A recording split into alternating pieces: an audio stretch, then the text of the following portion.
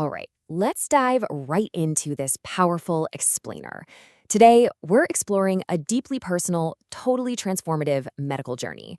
We're going to map out a story that shifts from profound, terrifying darkness to just incredible, awe inspiring resilience.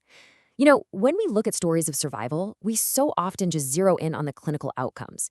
But today, we are tracing the emotional and psychological path of surviving a truly life altering diagnosis.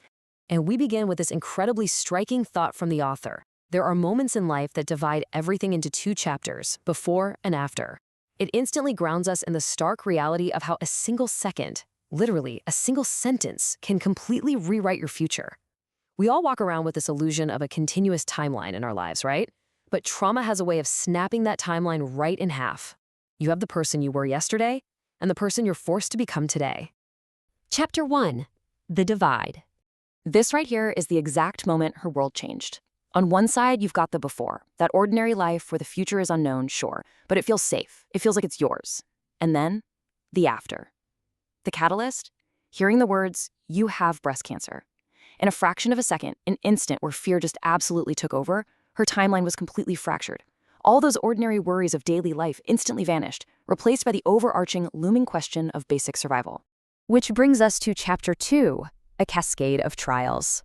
Guys, we really need to pause and truly absorb the gravity here, because it wasn't just one battle. It was a relentless siege. She starts out with a double mastectomy and her first round of chemotherapy. She is fiercely determined to fight. But then, just days later, her body gets hit with a completely different battle. Double pneumonia that nearly takes her life. She survives that, pushes through and finishes chemo, and moves right into radiation. But instead of life returning to normal, she's hit with this extreme, lingering exhaustion and pain, which doctors eventually diagnose as fibromyalgia. And if that wasn't enough, the whole thing culminates one night in sudden breathing failure, a total collapse, and a frantic 911 call where she's rushed to the hospital, her brain completely deprived of oxygen. Talk about a stark reminder of how incredibly fragile and precious life truly is.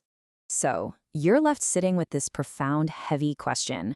Would I ever feel like myself again? She asked herself this over and over during an agonizingly long period of pain and darkness.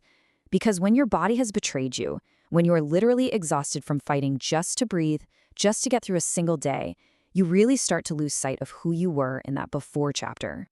But then we hit a turning point. Chapter 3, an unexpected spark.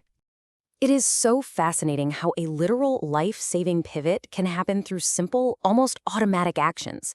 On an otherwise completely ordinary day, she just walked through her kitchen and happened to notice a pencil lying on the island. Without overthinking it, without mapping out some grand return to herself, she just picked it up. She grabbed a blank sheet of paper and started to draw. The very first face that emerged, Albert Einstein. Then, Lucille Ball. And keep in mind, she hadn't drawn or painted since she was a little girl. In this exact moment, that dormant passion served as an absolute lifeline. She realized something inside me came alive that day. Man, those words are just so powerful. It wasn't a medical cure, and it wasn't a sudden burst of physical energy. It was a spark of her soul, reaching out from the before chapter, pulling her up out of the deep darkness she'd been trapped in. Which leads us into Chapter 4, the healing power of art. This totally reframes how we should think about recovery. For her, art became her ultimate mechanism for survival. Healing wasn't just about the absence of cancer or pneumonia anymore. Healing meant finding a renewed sense of purpose when she felt entirely lost.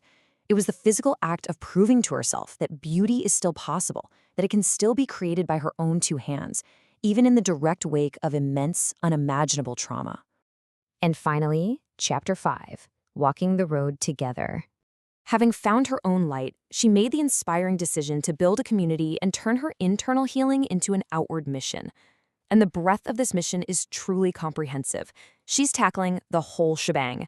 Her support channel aims to talk honestly about all facets of the journey. She's dedicated to addressing both the harsh clinical realities, like the chemo, the radiation, the surgeries, and all those brutal side effects, and the beautiful emotional return to life, like navigating relationships, holding on to hope, the messy healing process, and actually finding joy again. She is actively creating a safe space for survivors, for those currently in treatment, and for the caregivers who stand right beside them.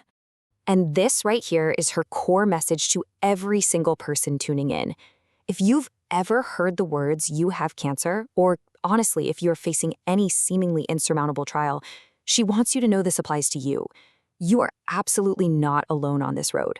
Your story matters, and no matter how dark that after chapter feels right now, there is still life, hope, and beauty waiting for you to discover it. So, I want to leave you with a provocative thought to reflect on your own resilience.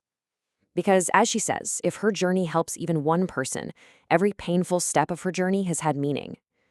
We all have those pencils waiting on our kitchen islands, right? Those dormant passions or small, quiet actions that can reignite our souls. So, where is your own unexpected spark? Thank you so much for joining me for this explainer today, and hey, keep looking for that spark.